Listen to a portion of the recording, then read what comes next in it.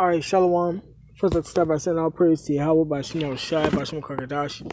That my honors to the elders and apostles that we will, and salutations to the brothers that's doing the truth and sincerity. Now, this is just an update on what's going on in Beirut. As you can see, it says hundreds of thousands left homeless by Beirut explosion. So I'm going to play this and then add some precepts. The people of this disaster-stricken city are starting to assess and comprehend the extent of the damage of a blast that was far more destructive than any explosion Lebanon has ever seen. Just before sunset on Tuesday, highly explosive material stored at a warehouse at Beirut port caused the blast, sending shockwaves across a city now in ruins. Almost every building has been damaged. Many are dead. Thousands are injured and hundreds are missing. Rescue workers work through the night and into the morning as people and bodies were feared trapped underneath the rubble. My husband is an employee at the electricity company. He survived, but his colleagues didn't. They're only now removing their bodies from under the rubble. This is a country already reeling from a dire economic crisis, where 50% of the population live below the poverty line. Its people are not in a position to cope with this disaster. Material losses are sad, but it's nothing compared to those who lost their lives. This is my taxi, it's my livelihood, and I'm still paying for it. Everyone has a story of survival or tragedy. The damage spread several kilometers. Many are blaming those in power for the catastrophe. This was Lebanon's Hiroshima. We trusted them with our money, our souls, our lives, and they betrayed us. Why are they still in power? They should all resign. We only have God now. Their day will come. Authorities are appealing for help from the international community. The state is close to bankruptcy. It's like a big earthquake hit Lebanon and Beirut. This will cost billions of dollars to restore. The economy will get even worse because businesses have been hit entirely. In order for it to relaunch, it needs new investments. We will not despair. Some countries have started to send much-needed medical supplies. The healthcare system was already close to collapse. Hospitals have been laying off staff in recent months because of the financial crisis. We are an afflicted hospital. There is no hospital, as you can see. The hospital is closed, and now we wait for our directors in order to receive instructions, because we want to start the recovery. Workers cannot get in the hospital, as you can see, because it's unsafe. The ceiling is falling down. It is a critical situation. Lebanon's leaders are promising an investigation to determine who was responsible for storing ammonium nitrate without safety measures at the port for years. We are determined to investigate and reveal what happened as soon as possible and bring those responsible to justice and punish them accordingly. We will transparently announce the results of these investigations. But those who hold power are being blamed for negligence, incompetence, and corruption. People are in shock, but anger is also growing at a political class many blame for mismanagement and being responsible for running the economy into the ground. Months of protests calling for a new leadership have been met by a militarized state, and demands by the international community to fight corruption, especially at Beirut port, in order to be eligible for financial aid, have gone unheard. What many call a man-made disaster is the latest crisis to hit a country already on its knees. So much has been lost when there was already so little. Let's cross over to Zaina Khadar, correspondent in Beirut. I mean, Zaina, you're not just one of our senior Middle East correspondents, and you know the region so very well, but this is your home city, and you are as shocked most probably as anybody else about what's gone on behind you in the last 24 hours. No doubt, behind me is Beirut port, or what is left of Beirut port. You can see the scale of the damage. This was a massive, massive explosion. Shockwaves were felt across the city. I was a few kilometers from here walking in the street when I heard a thud. I thought it was a mock air raid because Israeli warplanes have been flying frequently, violating Lebanese airspace as of late. But then I saw smoke, and the shockwave pushed us to the ground. Glass everywhere, panic, chaos. This country hasn't been immune really to political violence and to assassination. So the first thing that came to our minds that this is yet another political assassination, and then reports emerged that some sort of an accident happened at Beirut port. But people here are refusing to call it an accident. They're calling it a man-made disaster. They're blaming the authorities for this. Hundreds of people remain missing, many of them port employees, people who were working at Beirut port when that explosion went off. Their families are hoping that they will be found alive, but as you can see, it's going to be very, very difficult even to find the remains of people. There was a fire. It began with a fire at one of the warehouses, and firefighters were called in. And as they were trying to put out the flames, the fire spread to the warehouse where that ammonium nitrate was stored, and that caused the blast. So horrific scenes. We've been driving across the city this morning. Almost every building is damaged, and 300,000 people are now made homeless. Indeed, and of course both the President and the Prime Minister have been speaking within the last few hours, and this is poignant because people hear the politicians speak the speak, but they don't walk the walk, and if they don't walk the walk this time, they want them walking out of office. Well, a lot of people are angry. It's not just shock. There is anger. They believe that there is negligence, incompetence, and corruption. They're asking questions. What was all this ammonium nitrate doing at a warehouse?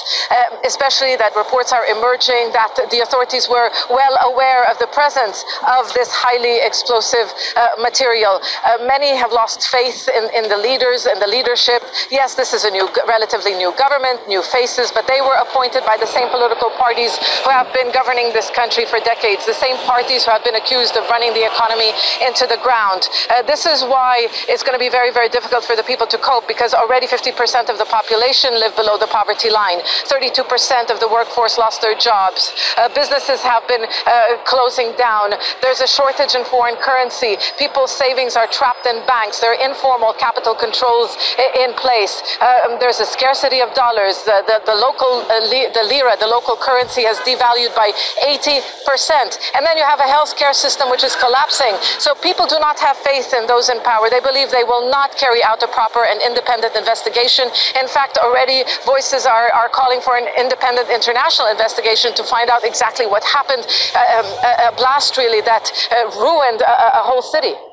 And indeed, the search and rescue operation, as you say, continues, but the hospitals and the medical staff really under strain. Yes, the hospitals are under strain. The healthcare system was already collapsing before this blast. Private hospitals were already firing employees. The biggest hospital, the American University of Beirut Hospital, they fired 850 nurses and administrators just a few weeks ago because they could no longer pay them. Why? Because people are losing their jobs. When they lose their jobs, they lose private insurance, and they no longer can go to hospitals. And it's not just that. The cash-strapped government owes private hospitals billions of dollars. And then you have the public hospitals, which are underfunded. They've been neglected for decades. And so they are struggling. And that's why politicians have been calling on countries to send medical assistance. And some countries are answering that call. You mentioned earlier Qatar sending a field hospital. Other countries are going to follow suit. But those who oppose the government, critics of the government, are appealing to international donors not to provide aid to the government directly. They're saying give the money, give help to the people directly or through NGOs, because I can tell you people have lost a lot of faith with those who are holding power. Zeina Khadr in Beirut, thanks for the update. All right, so as you can see, they're going through all types of hell, but that's prophecy, you know, and that's what they get, man. This second Ezra chapter 8 verse 50. It says, "For many great miseries shall be done to them that in the later time shall dwell in the world, because they have walked in great pride." Right, man. The people of this world is proud, and they think they can do whatever they want to do. You know, especially the Israelites, man. So this is just a judgment, man. That's how you know we close, getting closer and closer to the end, man. Because that looked like a nuclear weapon. It was just an example of what's to come, man. This is 2 Ezra chapter 9, verse 1. He said, "He answered me then and said, Measure thou the time diligently in itself, and when thou seest part of the signs pass, which I have told thee before, Then shalt thou understand that at the very same time wherein the highest will begin to visit the world which he made. Therefore, when there shall be seen earthquakes and uproars of the people in the world, then shalt thou well understand that the Most High spake of those things from the day that were before thee, even from the beginning. Right, man. So the Lord been speaking on this, and through the Spirit, we bringing it back out to you, because we are the chosen, the elect, them prophets, man.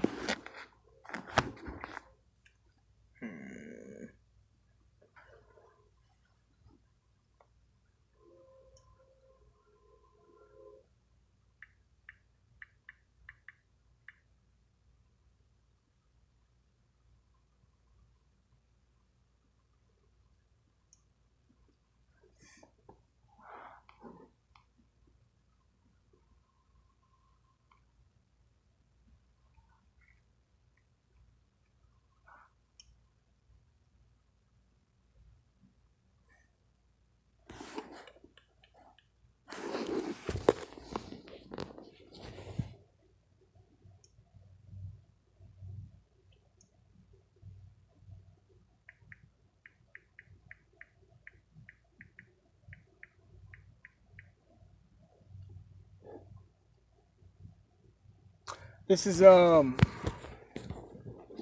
Deuteronomy 32 and 29. It says, 39. See now that I, even I, am he, and there is no God with me. I kill and make alive, I wound and I heal. Neither is there any that can deliver out of my hand. Right? So the Lord set that up, and for them people to die like that,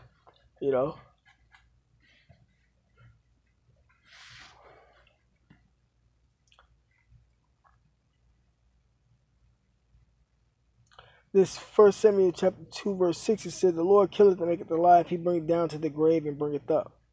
So yeah, we know that the Lord controlled death.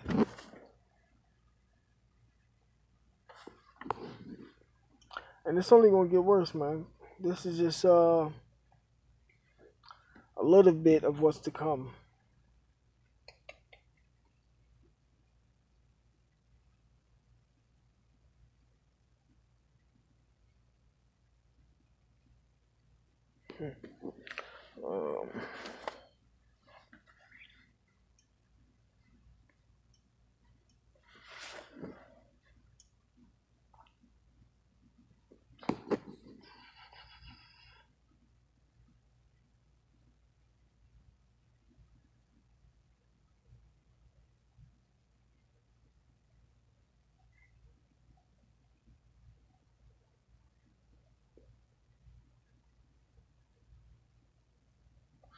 Slakia.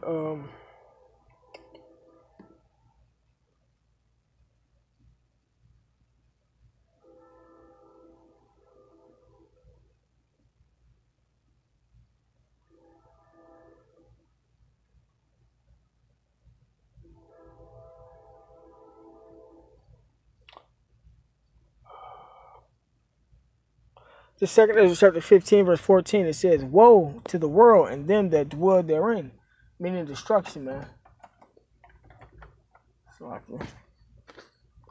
And that's what's coming. A lot of people gonna get caught up in this destruction, man.